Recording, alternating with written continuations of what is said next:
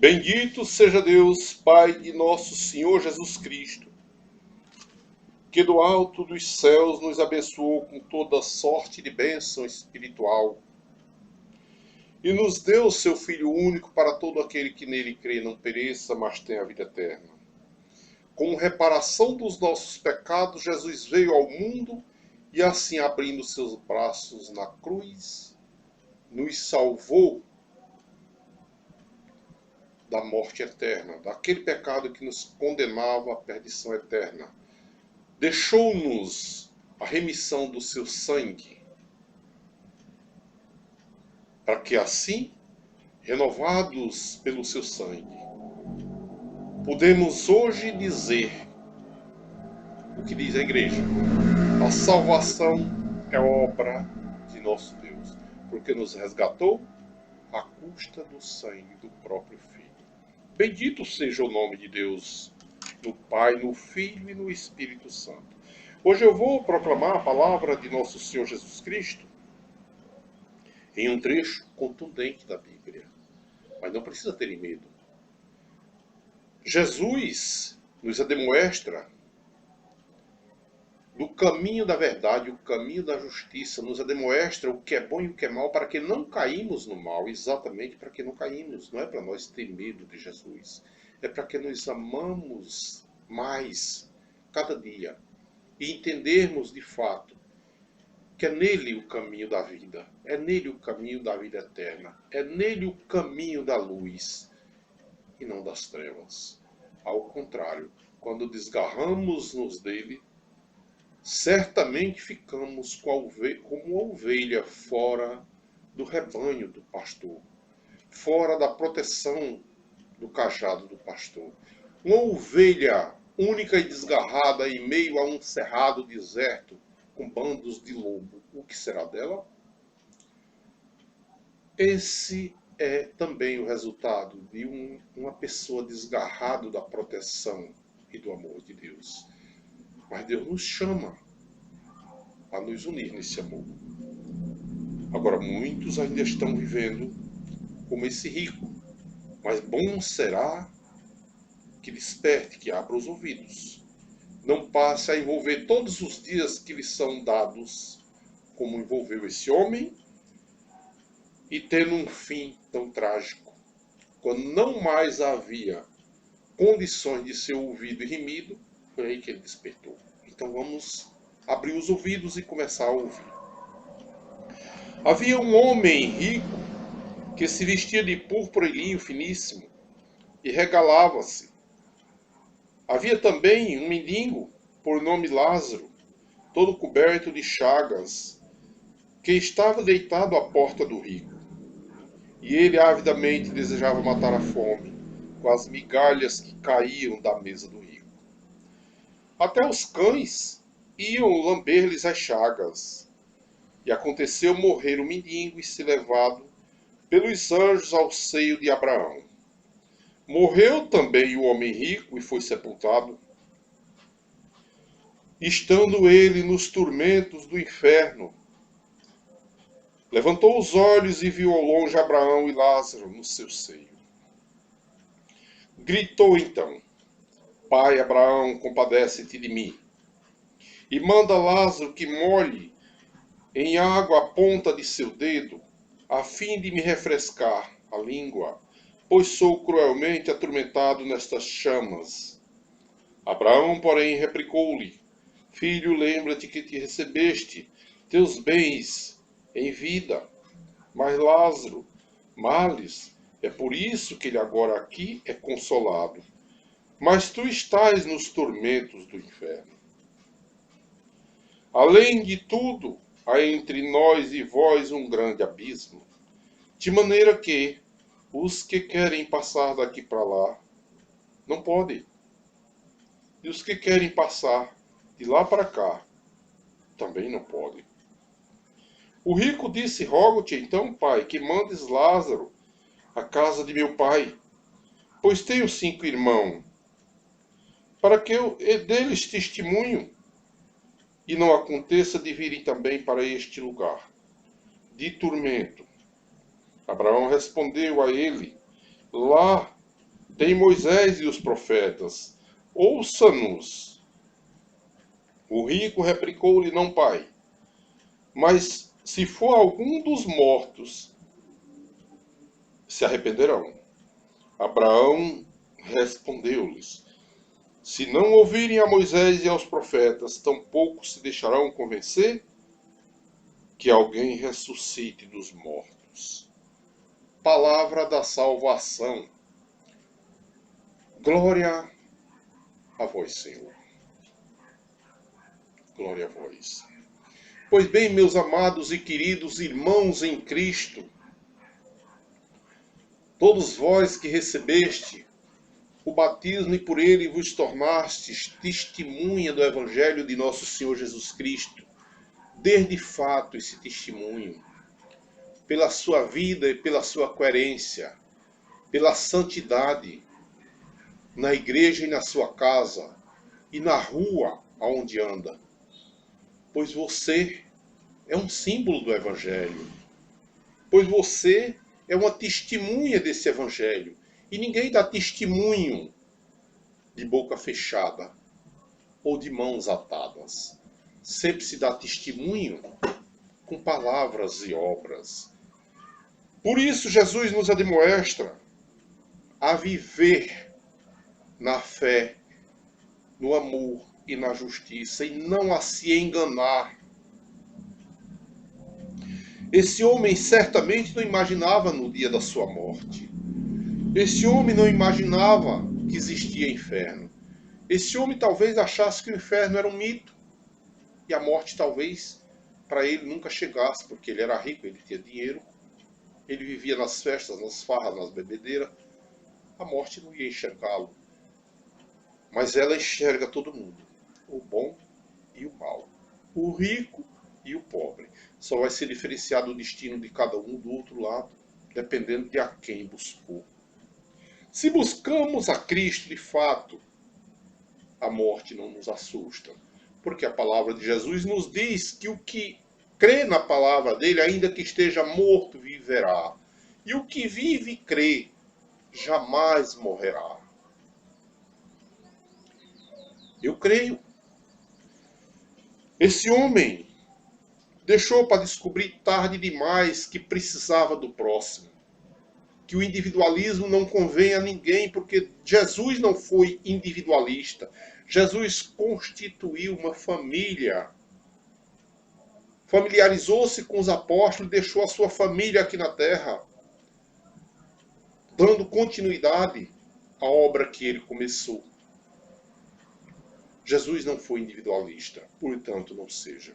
Esse homem era individualista. Esse homem vivia na farra e somente lá no inferno ele conheceu que precisava do próximo, precisava de Lázaro para conduzir água a refrescá-lo. Somente lá nos tormentos ele foi conhecer o valor da oração e da súplica. Mas era tarde demais. Na hora de orar e suplicar, ele estava envolvido e gastando o seu tempo na farra e na festa, no egoísmo, desprezando os que precisavam da ajuda dele. Era tão pouco um prato de comida. Para quem estava dando uma festa, o que é um prato de comida? Não é nada. Muitas vezes nós também vemos assim. Um prato de comida não vale nada. Para nós que tem muito. Para nós, porque eu, graças a Deus, eu tenho muitos pratos de comida, por isso eu digo muito. E até com a bênção de Deus torna-se muito tudo que temos. Mas eu quero dizer, meus amigos, que muitas vezes um prato de comida faz a diferença para uma pessoa entre a vida e a morte. Esse homem, somente lá no fogo do inferno, foi lembrar que precisava ter piedade dos outros, lembrou-se dos irmãos. Ele não lembrou mais de ninguém quando estava nas farras dele. Por isso, meus amigos, somos chamados a ativar nossa mente e a viver na partilha no amor de Jesus, não no individualismo, não na ignorância do amor de Deus, mas na busca constante dessa bênção que nos rodeia, que Jesus veio nos trazer a alto custo. Custou a ele deixar-nos o alcance da gente essa bênção. Custou-lhe a vida. Mas ele deixou. Para Deus não foi tão fácil escolher ver o filho dele estraçalhado numa cruz. Mas era assim que tinha que ser para que nós fôssemos salvos por esse sacrifício. Porque a palavra de Deus diz-nos que o preço do pecado é a morte. Então, uma vez ele constituído, teria que morrer alguém. E esse alguém escolhido para morrer no lugar do pecador foi o Filho de Deus, que era o único que podia nos salvar. E Deus não negou a nós essa oportunidade. Por isso, a Bíblia nos admoesta que Deus é amor, porque ninguém ama tanto quanto Deus. Por isso, tem algumas coisas na Bíblia em comum. Por exemplo, o nome justiça. O nome justiça repete-se na Bíblia 365 vezes. É uma vez a cada dia do ano. Isso certamente é para nos lembrar que devemos trilhar nesse caminho, caminho da justiça, caminho do amor. Porque sem a justiça ninguém chega a Deus e Deus é amor. Devemos lembrar que Deus é amor. A Bíblia nos repete o nome Senhor. Senhor, o que é Senhor? Aquele que é mais do que o Senhor da minha vida, o Senhor da minha salvação, o Senhor da minha família. A Bíblia repete esse nome impressionante 6.796 vezes. Senhor, Senhor da minha vida, Senhor da minha casa, Senhor da minha família, Senhor da minha igreja, meu Senhor. 6.796 vezes. Por que será que repete tantas vezes? Para que nós não esqueçam que temos um Senhor a quem iremos prestar conta dos nossos atos. Que temos um Senhor capaz de nos perdoar todo e qualquer pecado para nos cobrir da santidade do seu Filho. Tem alguns trechos na Bíblia que eles são de fato impressionantes. A palavra salvos, salvos, aparece na Bíblia 28 vezes. Condenados, 8 vezes.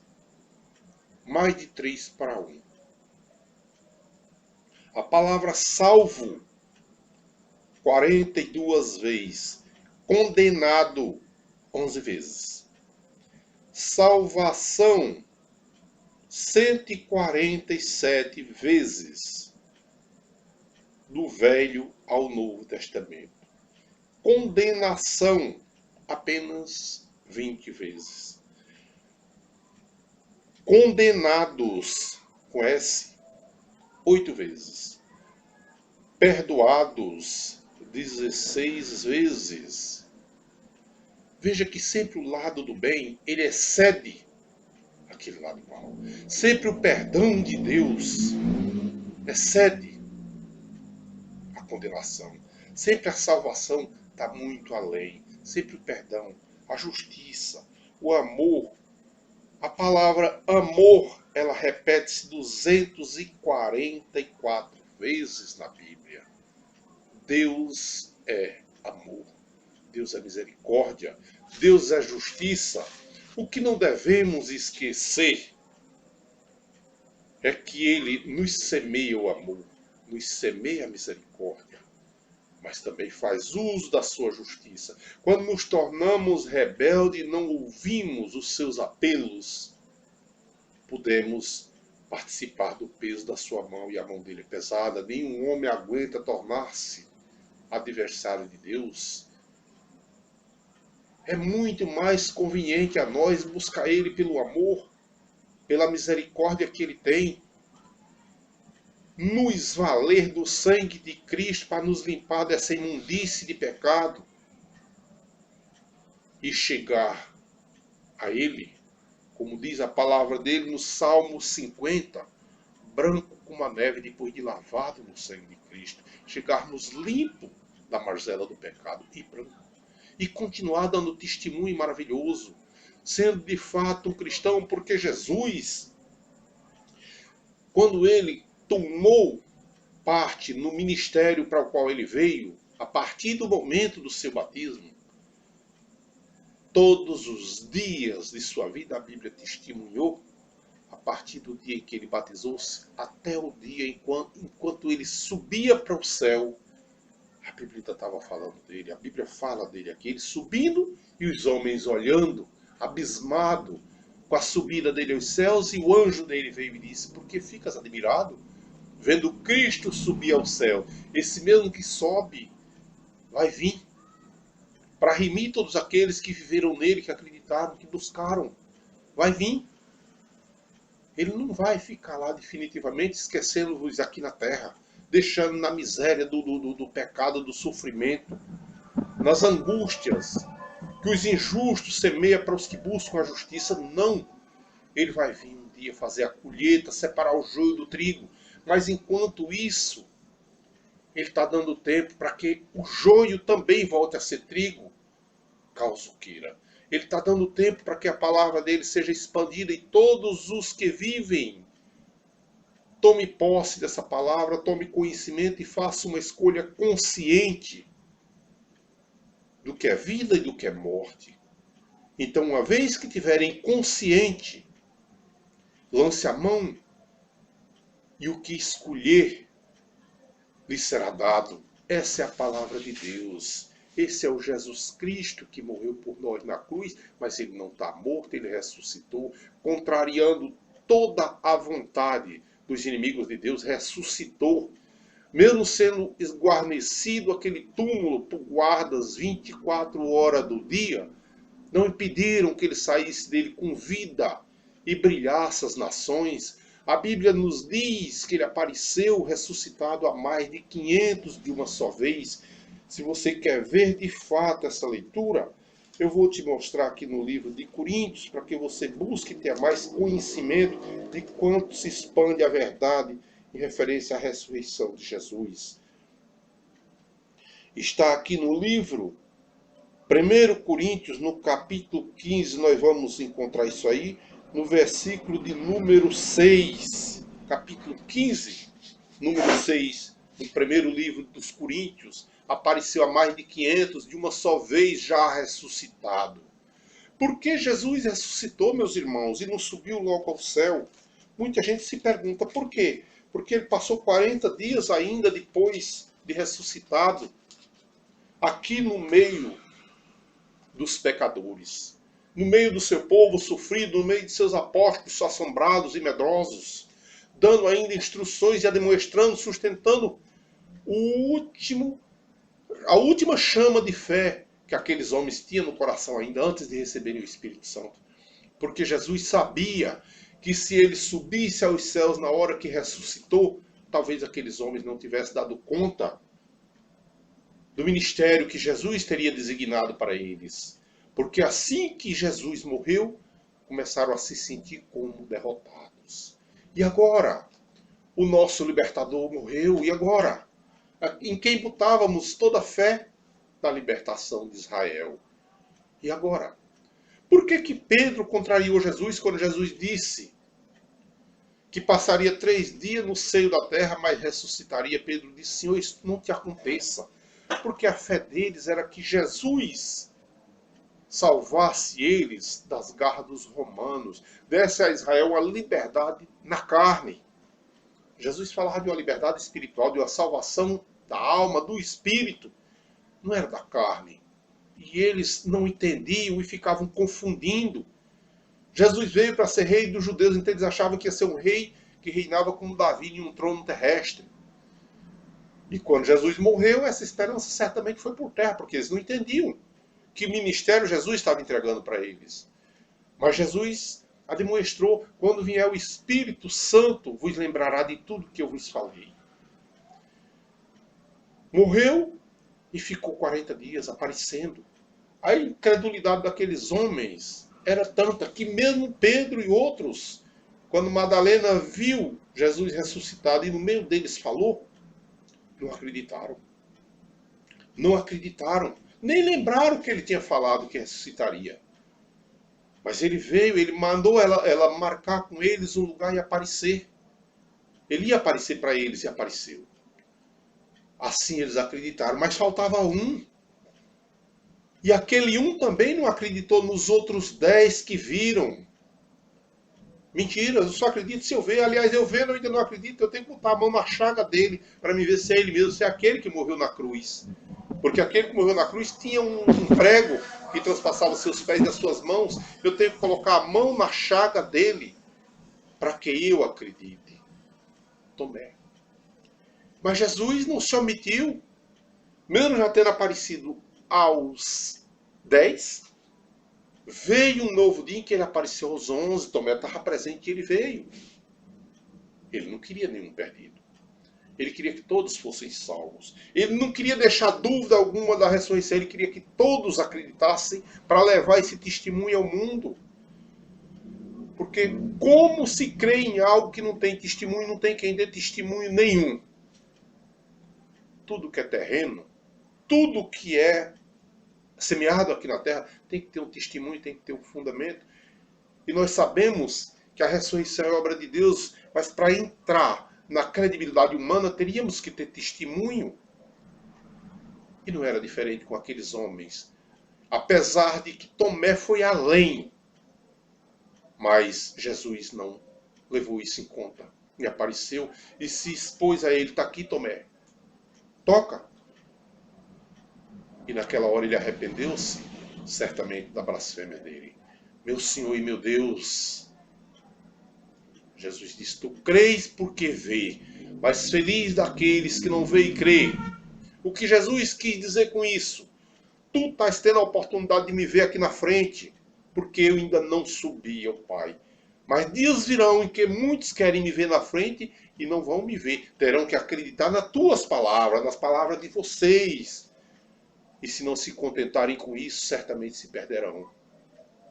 Por isso que Jesus diz, feliz daquele que não vê e crê. Foi essa demonstração que Jesus fez a Tomé e que não valeu apenas para Tomé. Valeu para mim e para você que ouve a palavra de Deus. Creia.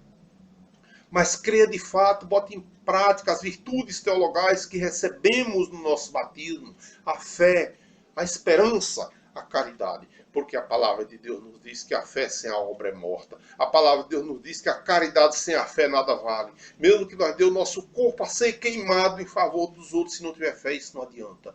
Então a fé, a esperança e a caridade têm que andar de mão dada uma com a outra. Se uma separar a outra, não tem valor. A Bíblia nos diz que sem fé é impossível agradarmos a Deus. Mas isso está em Hebreus, no capítulo, salvo engano, 11:6. Mas também diz que a fé sem a obra é morta em si mesmo. Então, para que a fé sobreviva, tem que ser em comum acordo com a obra. 11, versículo de número 6. Sem fé é impossível agradar a Deus. É isso que diz aqui. Tiago diz, a fé sem a obra é morta em si mesmo. Aqui diz, é impossível agradar a Deus sem a fé. Mas essa fé só agrada a Deus se tiver obras. Por que obras? Porque Jesus se doou por inteiro. Jesus foi obras sem medida. A última obra que ele fez, já depois de escalado na cruz, quando não podia mais mover as mãos ou os pés para fazer obras com as mãos e nem caminhar com os pés, ainda fez com a sua palavra. Pai, perdoa-os, eles não sabem o que fazem, perdoa-os. Foi isso que ele fez, a última obra de Jesus em favor da nação. E depois entregou a alma ao Pai. Pai, em tua mão coloco o meu espírito. Jesus ainda perdoou na cruz não só aqueles que o assassinavam, também aquele ladrão que ainda colocou nele a sua esperança. Foi perdoado.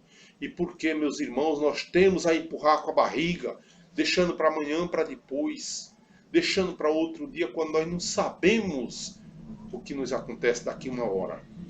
Mas sabemos que aquele que busca Cristo o tem para sempre, não é passageiro. Também sabemos que aquele que busca a condenação, se não reverter o seu caminho, o seu trajeto, é para sempre. Tenha piedade de você mesmo, porque a palavra de Deus nos diz: ama a Deus, resiste o demônio, e ele se afastará de ti. Afasta de tua vida o demônio.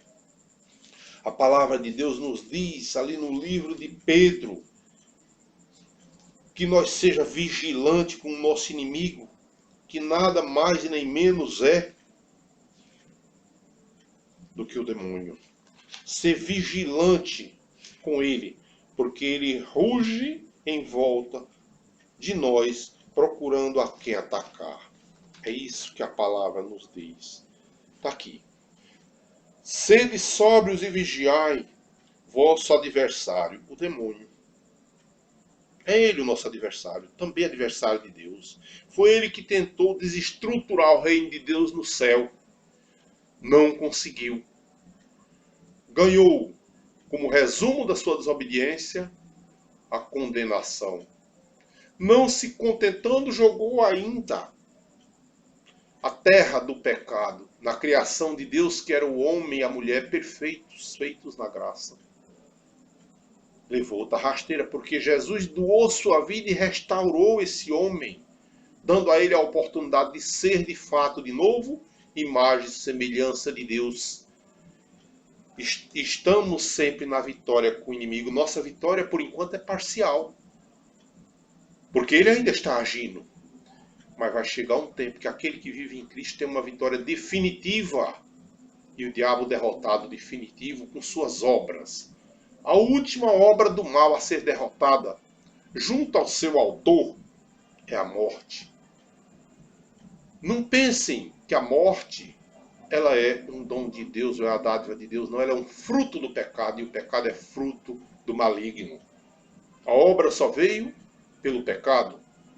De Deus é a vida e nos convidou a ser vida, a viver vida. Quando nós havíamos perdido o direito à vida eterna, ele constituiu à custa do sangue do seu Filho. E é por isso que eu peço a ele todo dia: calarei sempre a minha mente, abra o meu coração, me dê dignidade para vencer as provações. Se queres me provar, me prove, mas me dê força para vencer as provações, Senhor.